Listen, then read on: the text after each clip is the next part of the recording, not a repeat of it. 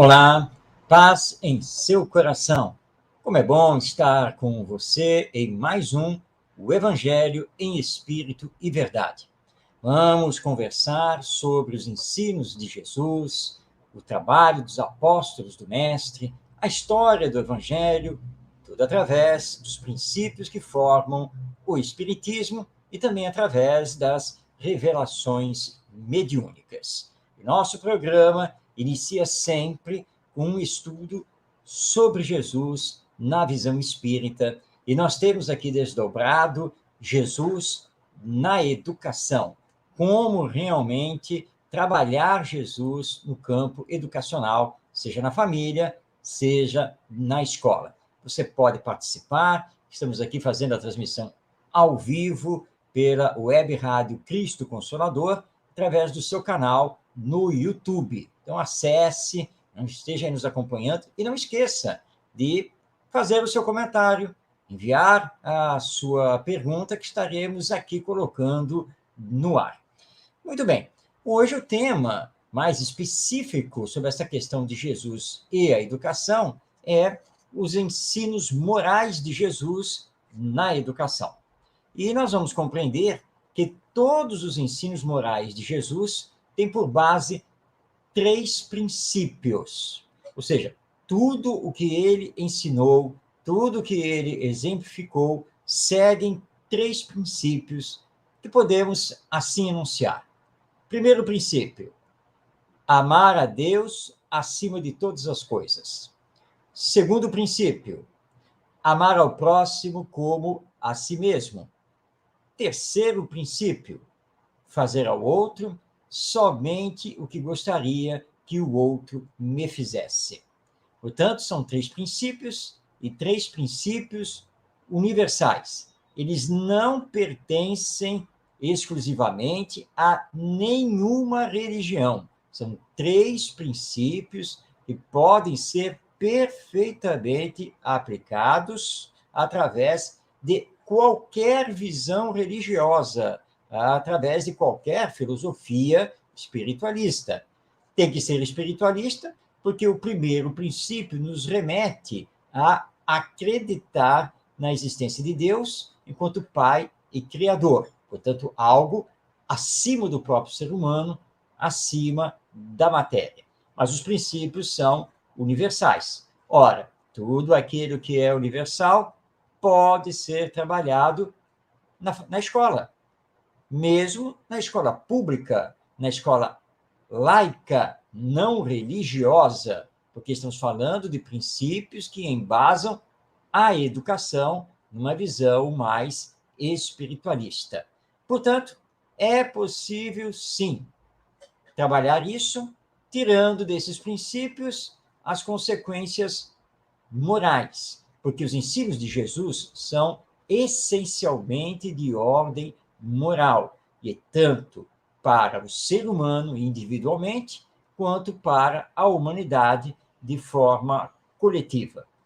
E se nós colocarmos em prática, tanto nos estudos, então aqui nós teríamos a teoria, mas também nas vivências, esses 3 princípios, eles vão estabelecer uma nova ordem nas relações de convivência entre nós, seres humanos, e vão gerar harmonia, equilíbrio, cooperação, paz e felicidade. Vamos então estudar melhor os 3 princípios? Vamos ao primeiro, recordando: amar a Deus acima de todas as coisas. Bom, é claro que aqui, como já dissemos, fica implícito um pensamento espiritualista sobre a vida. Agora, o Espiritismo vem nos esclarecer que esse amar a Deus acima de todas as coisas não é dogmático, não é e nem pode ser irracional. Muito pelo contrário, porque o pensamento espírita se baseia na fé raciocinada. Nós cremos, nós acreditamos na existência de Deus, porque os fatos estão ali nos mostrando que, de fato, Deus existe. Esse aí o universo, a natureza esplendorosa, tudo nos leva a crer na existência desse ser maior, absoluto, perfeito e que denominamos por Deus. Portanto, é uma crença racional, não é mística, não é dogmática. Mas antes de continuarmos aqui, olha só, nós recebemos aqui a mensagem da Kátia Chamon, está aqui nos dizendo, dando um oi aqui, está aqui nos acompanhando e estudando. Oi para você também, Kátia. Kátia, querida amiga, que faz parte também do nosso grupo de estudo do Espiritismo na internet. Muito bem, mas dá para estudar Deus através de uma ótica científica? Se colocar a ciência aqui, com certeza. Vamos olhar para o universo, que é constituído de bilhões de astros, galáxias, vias lácteas.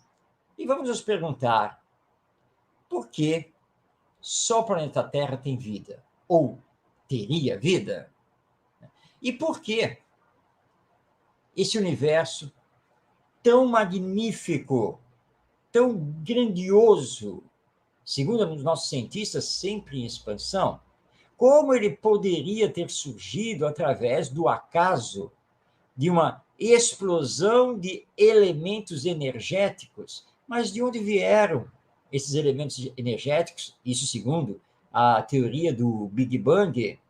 Então, nós precisamos pensar, nós precisamos ver que nós, seres humanos, temos o poder, por assim dizer, de transformar, mas nós não temos o poder de criar.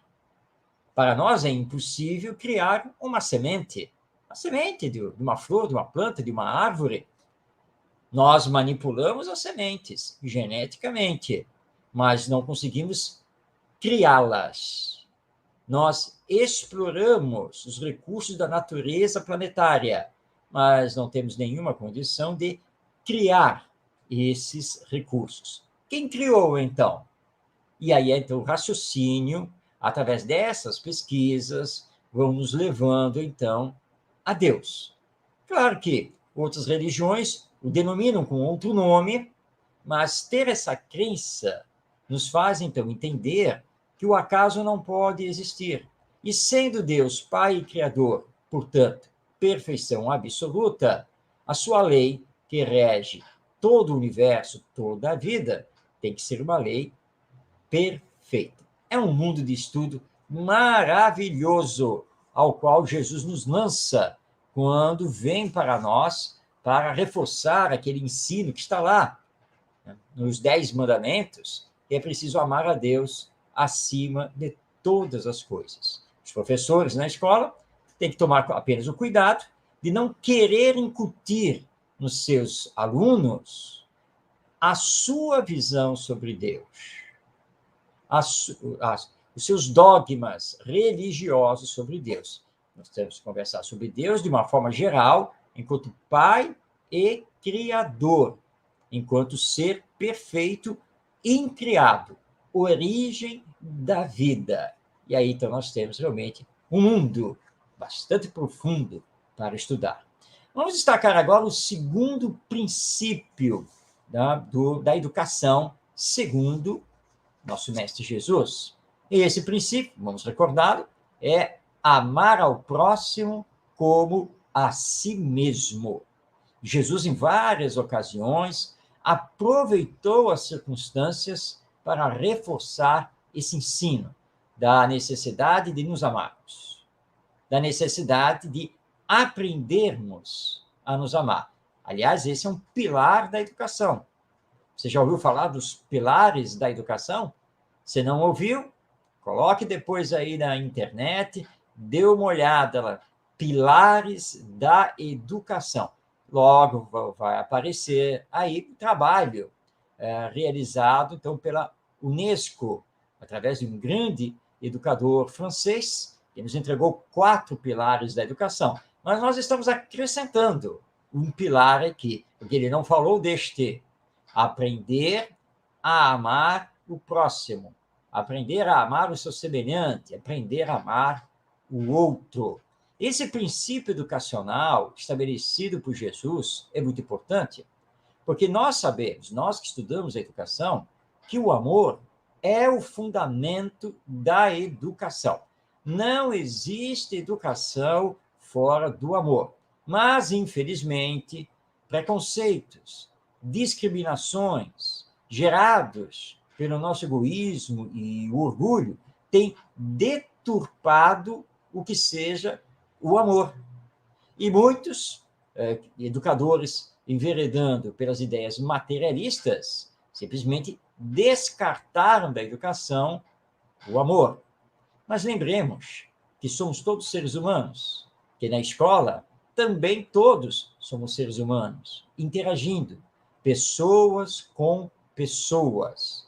E onde existem pessoas, existem relacionamentos, não apenas intelectuais, mas afetivos. Como fazer esses relacionamentos numa terra estéril? Não é possível. É preciso ter sentimento. E aí entramos no amor. E como somos necessitados desse aprender a amar o nosso próximo, que tem os mesmos direitos que nós temos. Porque se eu sou um ser humano, ele também é um ser humano, independente de crença religiosa, de status social, de cor da pele, etc., etc. Porque essas coisas são humanas e transitórias, porque todos somos espíritos imortais, vindos do mundo espiritual, e a ele retornaremos fazendo a nossa caminhada evolutiva. Portanto, quando aprendermos a trabalhar o amor ao próximo, nós vamos ter ganhos fantásticos na educação e lá na escola.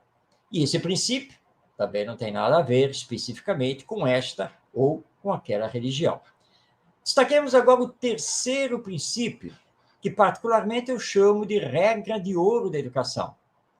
Aprender a fazer ao outro somente o que gostaria que o outro me fizesse.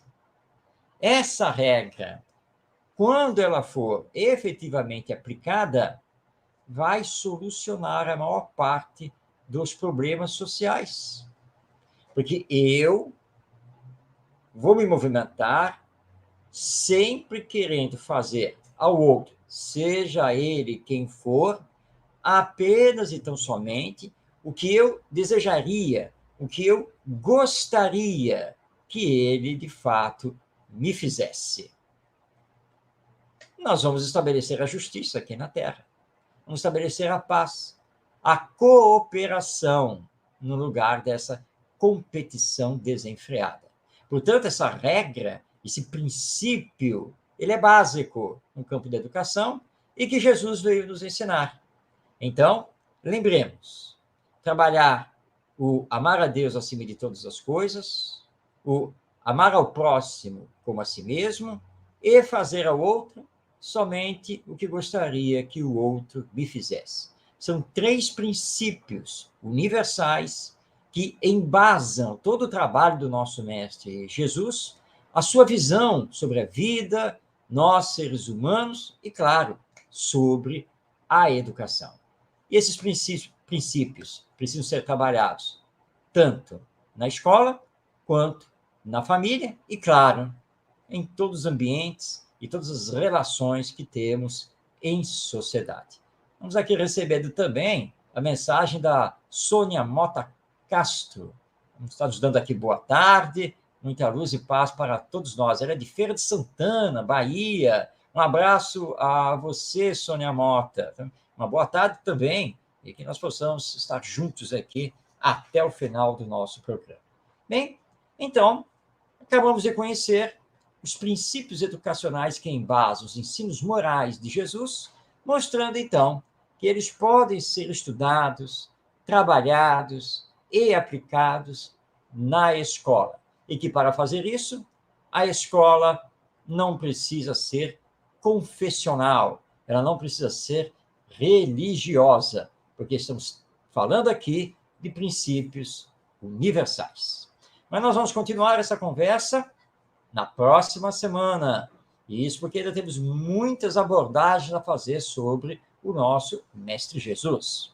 Mas não ficamos só na teoria, porque agora, em verdade, nós vamos passar para o Sermão da Montanha, que é um discurso pedagógico realizado pelo nosso Mestre Jesus e que sintetiza toda a sua visão educacional sobre o ser humano. Nós estamos acompanhando, então, a narrativa que foi consignada, que foi escrita, lembrada por Mateus. Mateus, lembrando aqui, Mateus ou Levi, que foi discípulo do nosso mestre Jesus. Mateus redigiu, transcreveu o Sermão da Montanha no seu evangelho, abrangendo os capítulos 5 e 6. Hoje nós vamos destacar do capítulo 6, os versículos 22 e 23, que são os seguintes. Vamos abrir aspas. São teus olhos a lâmpada do corpo. Se os teus olhos forem bons, todo o teu corpo será luminoso. Se, porém, os teus olhos forem maus, todo o teu corpo estará em trevas. Portanto, caso a luz que há em ti sejam trevas, que grandes trevas serão. Fechando aspas, essas são palavras de Jesus no Sermão da Montanha. Mas como entender essas palavras do nosso mestre? O que ele quis dizer isso? Luz dos olhos, que representam o corpo, mas que história é essa? Bem, nós encontramos na literatura espírita explicações realmente muito boas a respeito desta passagem do Sermão da Montanha.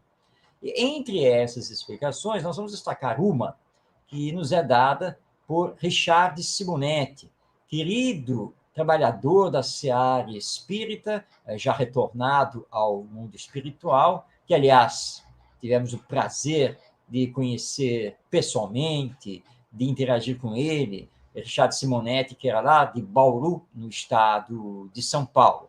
E aproveitamos para enviar a ele, onde ele esteja no mundo espiritual, as nossas vibrações de paz, de amor e de carinho. No seu livro A Voz do Monte, com base, claro, na visão espírita da vida, Richard Simonetti vai agora aqui traçar um estudo sobre estas palavras de Jesus que vão acender a luz no nosso entendimento. Então, vou abrir aspas aqui, porque eu vou passar a palavra ao nosso Richard Simonetti, quando ele conversa conosco no capítulo aqui do livro, que ele intitulou de Maneira de Vestir. Bem, abrindo aspas.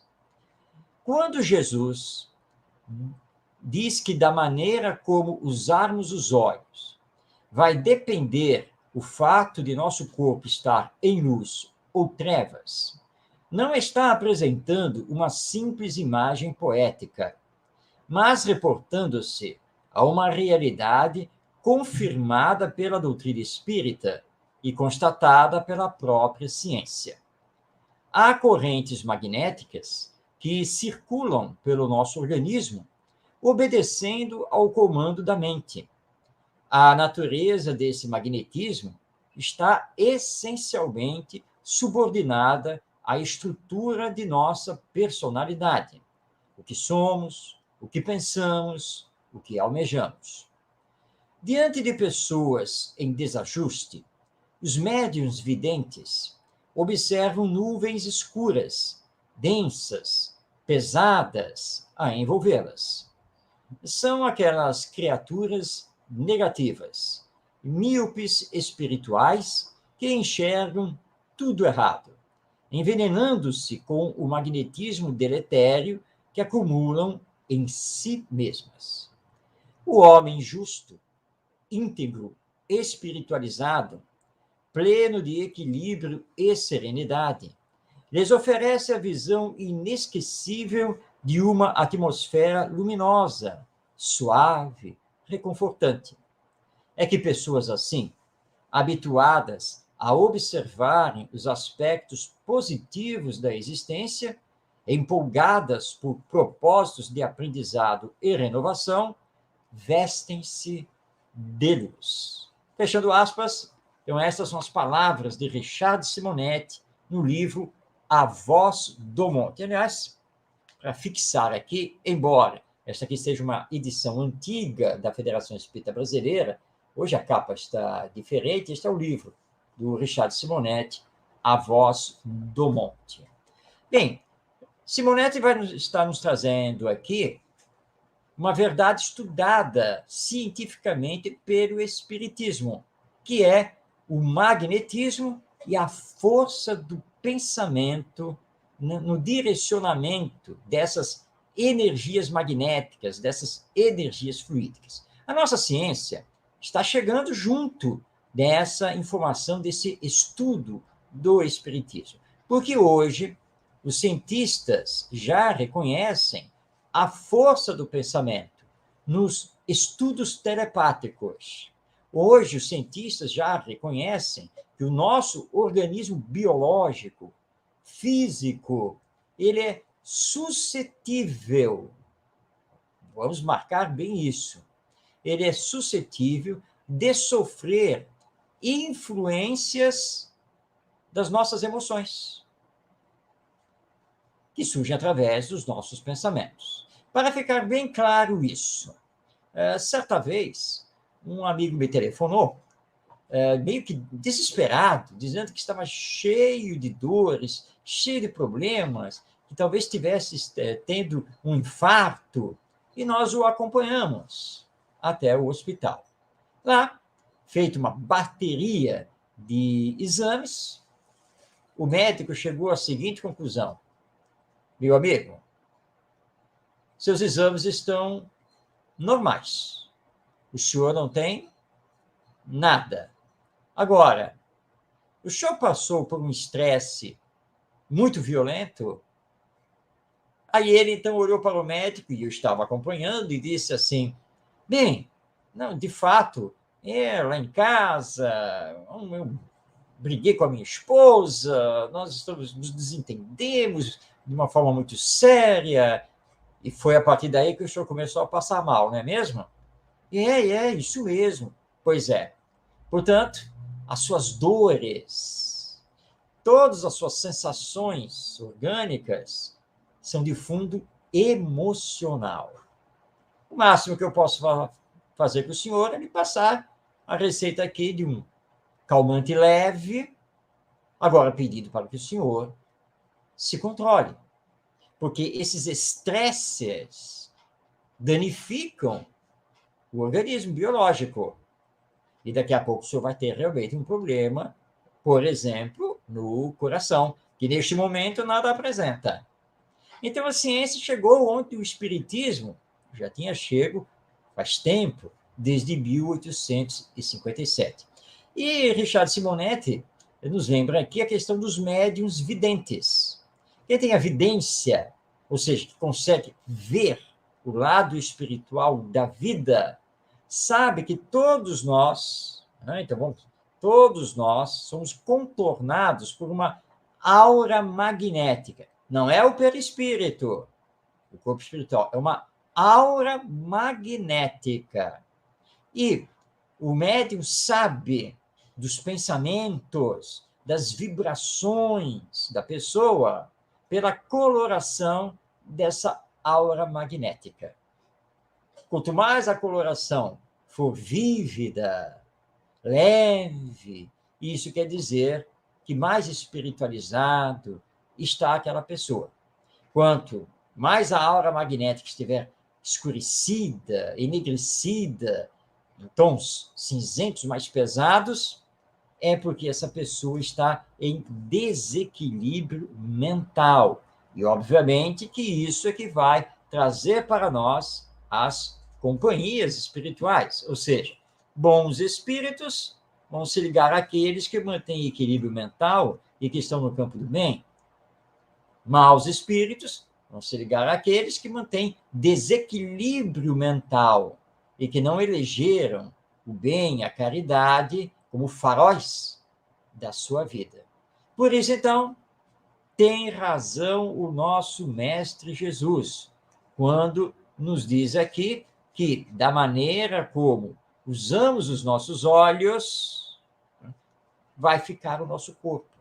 E isso nos chama a atenção para a famosa fofoca, os famosos comentários sobre a vida alheia, que falamos de viva voz, mas também utilizando as redes sociais, os aplicativos de mensagens. Muito cuidado, porque, como disse também Jesus, aquilo que sai da nossa boca, aquilo que está na nossa mente, na verdade tem origem no nosso coração, ou seja, nos nossos sentimentos. E não adianta dizer que, mas eu falei sem pensar. Saiu de forma automática. Perante a lei divina, isso não é desculpa, porque nós nunca paramos de pensar. Nós sempre elaboramos os nossos pensamentos e sempre com base nos nossos sentimentos. E isso repercute, e primeiramente, em nós mesmos. Ou seja, ter maus pensamentos, falar mal dos outros, não utilizar bem a palavra, primeiramente faz mal a nós mesmos. Vai fazer mal a mim mesmo, porque me desequilibra emocionalmente, atrai para mim espíritos inferiores e atinge meu organismo físico. E isso pode gerar, sim, uma doença. Não apenas do coração, mas do fígado, dos rins, do pulmão, da mente, né, do cérebro. Então, precisamos tomar muito cuidado. Então, vamos pensar no bem, sentir o bem, colocar em prática. Olha a importância do princípio educacional de Jesus, o amai-vos uns aos outros, ou seja, amar o próximo como a nós mesmos. Então, eu preciso me amar, e em me amando, vou cuidar dos meus sentimentos, dos meus valores, meus pensamentos e meu corpo físico. E estar bem melhor para quando desencarnar. Então, aí me amando, eu vou fazer isso com os outros, porque eu preciso também amar o meu próximo, não importa que quem seja. Mas ele não merece. Mas ele é o mal encarnado. Na verdade, é uma alma doente, é uma alma em desequilíbrio momentâneo, mas que um dia, não importa quando, vai entender a lei divina e vai se entregar à lei de amor. Os benfeitores espirituais, nas obras, por exemplo, do Espírito André Luiz, através do Chico Xavier, ou do Espírito Manuel Filomeno de Miranda, através do Divaldo Franco, estão sempre dizendo isso. Não devemos julgar, não devemos condenar. Todos são nossos irmãos e irmãs. E à luz da doutrina espírita, todos nós merecemos a compreensão, a compaixão, o auxílio fraternal em nome do amor. E esses que estão no mal, esses que não conseguem se controlar, são apenas almas doentes. Mas terão o seu encontro com o Evangelho, com a Boa Nova, terão o encontro consigo mesmos, vão reparar o mal que fizeram, como nós, e vão seguir em frente, porque o destino de todos nós é a perfeição, tanto intelectual quanto moral. Eis, então, aqui o que o Espiritismo tem a nos dizer sobre esse ensino de Jesus, que está lá no Sermão da Montanha, no Evangelho segundo Mateus, capítulo 6, versículos 22 e 23. Vamos repetir? Você quer que eu repita? Vamos lá, para que, então, fixemos bem esse ensino. Quando, então, Jesus nos disse: são teus olhos a lâmpada do corpo. Se os teus olhos forem bons, todo o teu corpo será luminoso. Se, porém, os teus olhos forem maus, todo o teu corpo estará em trevas. Portanto, caso a luz que há em ti sejam trevas, que grandes trevas serão. Que luz está em mim? Vamos nos perguntar isso? O que estamos, de fato, irradiando para os outros e que terá a volta para nós? Pensemos, meditemos e reavaliemos os nossos valores, os valores que regem a nossa vida. Sabe quem fez isso? Paulo de Tarso, o maior apóstolo do Evangelho em toda a história da humanidade. E nós temos acompanhado a vida e obra de Paulo de Tarso e estamos utilizando o livro Paulo, um homem em Cristo, autoria de Rui Kremer, publicação da Federação Espírita Brasileira. Rui Kremer foi valoroso companheiro do movimento espírita do Rio de Janeiro, presidente da Cruzada dos Militares Espíritas, fez parte da CAPEM, do Lar Fabiano de Cristo, já retornado ao mundo espiritual. E assim, como eu recordei aqui, que conheci pessoalmente o Richard Simonetti, também conheci pessoalmente Rui Kremer, companheiro realmente boníssimo, simples, trabalhador, valoroso. E tivemos conversas, diálogos muito bons. Também aprendi muito com o nosso querido Rui Kremer, que teve um programa sobre Paulo de Tarso na Rádio Rio de Janeiro, a emissora da Fraternidade, e a partir do programa é que vai surgir este livro, Paulo, um homem em Cristo. Muito bem, nós estamos, então, acompanhando Paulo de Tarso, e ele está na cidade de Corinto, isso depois de terminar a segunda viagem. E hoje nós vamos destacar o capítulo 17 desta obra, que Rui Kremer intitulou Em Jerusalém com o produto da coleta. Lembrando que Paulo de Tarso, durante toda a sua segunda viagem, que foi para a Macedônia, Grécia, né, pegou parte lá da Europa, ele fez todo um trabalho de coletar recursos financeiros para enviar para a Casa do Caminho, lá em Jerusalém, Casa do Caminho que tinha Simão Pedro à frente. Vou passar então a palavra a Rui Kremer, né, porque nós estamos lendo o texto dele, mas fazendo apontamentos ao mesmo para deixar bem claro esta narrativa que, na verdade, foi escrita para o rádio, e não exatamente para o livro, embora tenha sofrido adaptações para o formato impresso. Então, nos diz aqui Rui Kremer.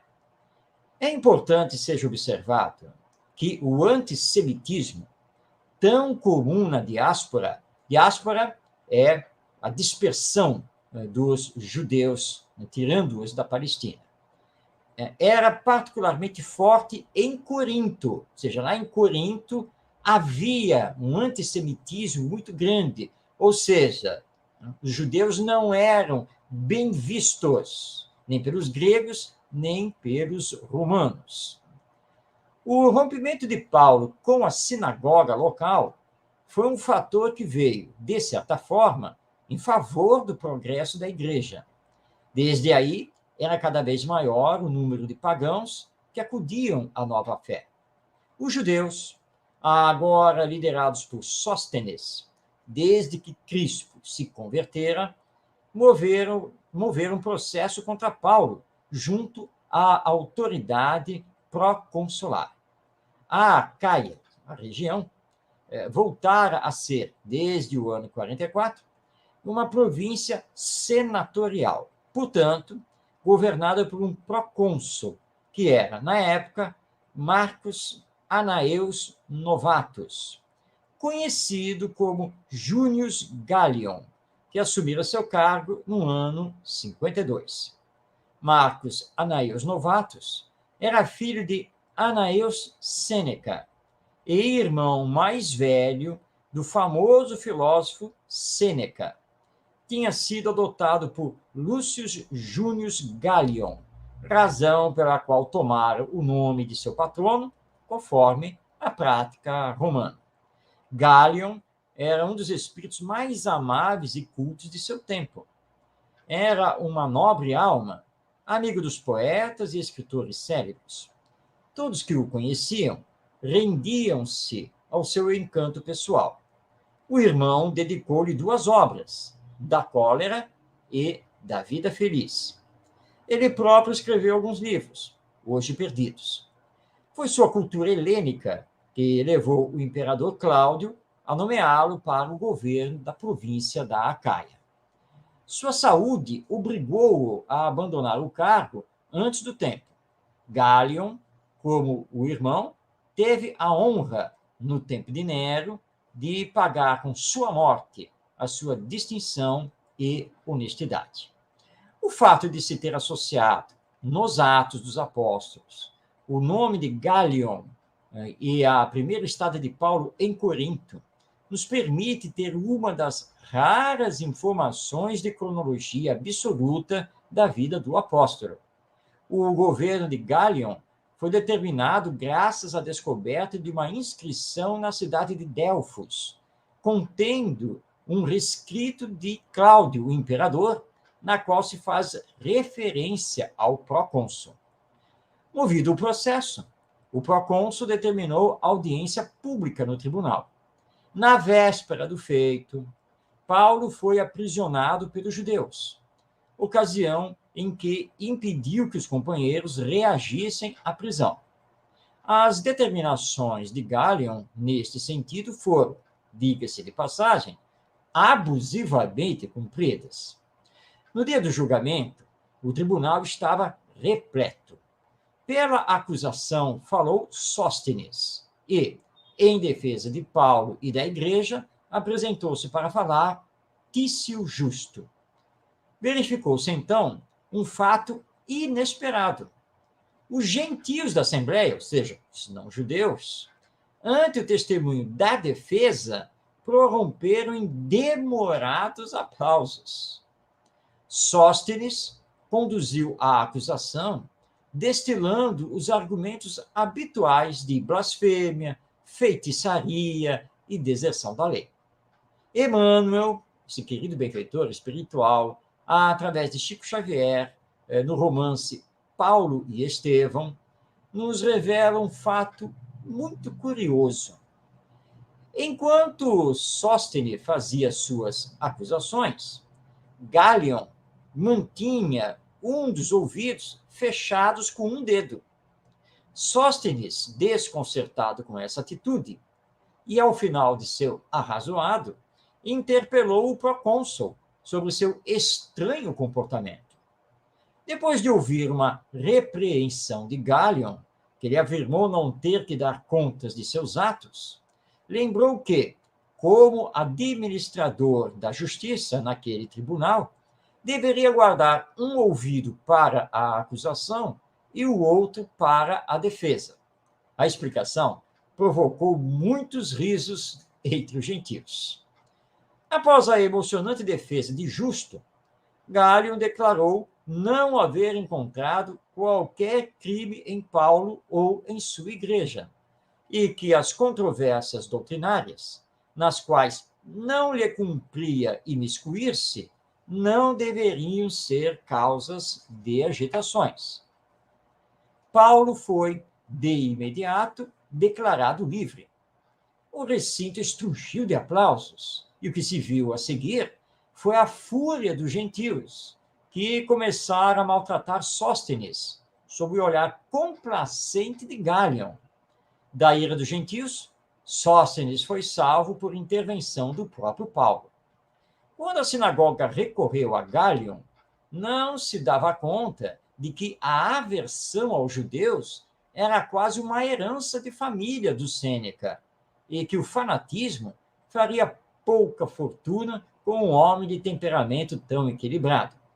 Os Atos dos Apóstolos narram o episódio de maneira sintética e um pouco diferente das revelações de Emmanuel acerca do assunto. Em Atos dos Apóstolos, capítulo 18, versículos 14 a 16, lemos: E, querendo Paulo abrir a boca, Disse Galion aos judeus: se houvesse, ó judeus, algum agravo ou crime enorme, com razão vos sofreria. Mas se é questão de palavras e de nomes, e da lei que entre vós há, vede-o vós mesmos, porquanto eu não quero ser juiz dessas coisas. E expulsou-os do tribunal. Então, esta passagem que está lá em Atos dos Apóstolos. Eu não quero ser juiz nesses assuntos. Renan, que está aqui se referindo a Ernest Renan, estudioso do Evangelho, considera esta resposta admirável, apresentando-a como modelo para os governos civis quando os vão convidar ou intrigar para que se intrometam em assuntos religiosos. A sabedoria política do procônsul o evitou de entrar nas questões dogmáticas ou de fé. Os israelitas, mal refeitos do insucesso, voltaram a maquinar novas formas de agravo à igreja. Paulo, todavia, reunindo a comunidade, participou-lhe seu propósito de partir para a província da Ásia, onde era insistentemente requisitado por João, e de onde deveria rumar para Jerusalém, a fim de levar o produto da grande coleta que, em benefício dos pobres do caminho, empreendera ao longo da missão. Os cristãos de Corinto lamentaram a decisão, pois sem o concurso e a assistência do apóstolo, ver-se-iam órfãos de sua solicitude paternal e de sua indormida vigilância. Paulo, além do missionário admirável, era primoroso diretor de consciências. Ninguém, como ele, se encarregou melhor das almas, tratando os problemas educacionais de maneira mais viva e mais íntima. Paulo, ante a tristeza da comunidade, mostrou que a igreja, fundada e já consolidada, tinha que viver da continuidade de esforços, do carinho e da atenção de seus membros, e que a continuidade de sua presença apenas acirraria o ânimo dos judeus contra ela. Eram argumentos aduzidos aos seus deveres e às obrigações que o chamavam a Jônia e a Palestina. O apóstolo João, segundo Emmanuel, lá no livro Paulo e Estevão, iniciara muito cedo suas atividades na comunidade de Éfeso, mas sem se desligar de Jerusalém. Embora seja reconhecida a estada de João na Ásia, onde parece ter vindo a falecer em idade muito avançada, tem sido difícil para os historiadores das origens cristãs levantar dados confiáveis acerca das atividades do filho de Zebedeu nessa cidade e, de um modo geral, na província da Ásia. Emmanuel, no livro Paulo e Estevão, não nos esclarece quando João teria chegado a Éfeso. Mas, enfim, os próprios Atos dos Apóstolos consignam a existência, a estada de João ali em Éfeso. Muito bem, então, nosso Paulo de Tarso sai de Corinto para ir para Éfeso. Paulo vai embarcar no navio no porto de Cencreia e dali ele, então, se dirige até Éfeso para ter um encontro com João, o evangelista. Lá chegando, ele teve encontro também com Maria de Nazaré, a mãe do nosso mestre Jesus, porque João estava cumprindo aquilo que Jesus havia solicitado a ele lá na cruz. Mãe, eis o seu filho. Filho, eis a sua mãe. Solicitando a João, o chamado discípulo amado, que cuidasse, então, de Maria. E os dois estavam lá em Éfeso e vivendo num casebre de frente para o mar. E João é que cuidava ali da igreja de Éfeso, a igreja cristã de Éfeso. Paulo tem um colóquio, uma conversa com Maria de Nazaré e fecha com ela um plano dele, Paulo, ouvir dela as narrativas da vida e dos ensinos de Jesus para escrever um evangelho. Mas Paulo não vai conseguir cumprir com essa promessa, com essa ideia, mas quem vai fazer isso será Lucas, discípulo de Paulo de Tarso. Lá em Éfeso, Paulo deve ter ficado aproximadamente uma semana a 10 dias, e dali ele vai rumar para Jerusalém, e ele vai ser acompanhado de Silas e Timóteo, que haviam também se deslocado lá para Éfeso.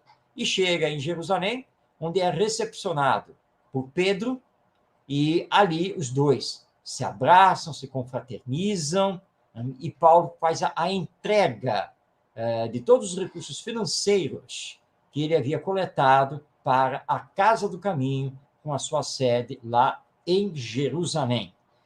Paulo vai ficar em Jerusalém também pouco tempo. Calculam os historiadores que provavelmente ele ficou ali em Jerusalém também não mais do que 7 ou 10 dias. E ele fica sabendo, através do depoimento de Pedro, que as suas cartas, porque Paulo já vinha escrevendo cartas às igrejas cristãs, já fundadas por ele, que as suas cartas estavam sendo reproduzidas e estudadas. Olha que coisa maravilhosa! Assim, Paulo, feliz, embora abatido, porque não foi nada fácil realizar essa viagem toda pela Europa, Ásia, retornar a Jerusalém, mas ele sai firme com Silas e Timóteo para se dirigir a Antioquia. Antioquia, que é o ponto de partida e de chegada de todas as viagens de Paulo de Tarso. Vamos tomar uma água aqui. Muito bem. Nós vamos continuar a vida e obra de Paulo de Tarso semana que vem. Você já está convidado para mais esse encontro. E vamos saber agora o que Paulo fez retornando lá para Antioquia. Ele vai começar uma nova viagem? Será? E se ele for fazer uma nova viagem, ele vai para onde? O que vai acontecer com ele? Nós vamos saber todas essas coisas a partir da semana que vem, próximo episódio do nosso programa. Bem, nós estamos agora já nos minutos finais, e esses minutos finais são reservados para responder perguntas. Claro, perguntas que estejam ligadas de uma forma ou de outra ao Evangelho. E as respostas sempre à luz da doutrina espírita. Então, você já sabe, você pode utilizar aí o YouTube para, aí nos comentários, também enviar perguntas. Pode fazer isso sem nenhum problema. Nós recebemos uma pergunta assinada pela Célia Maria, que é da cidade do Rio de Janeiro. E ela pergunta: por que Jesus nasceu numa manjedoura, entre animais, numa família pobre, se sua missão na humanidade era divina? Célia, você tem razão.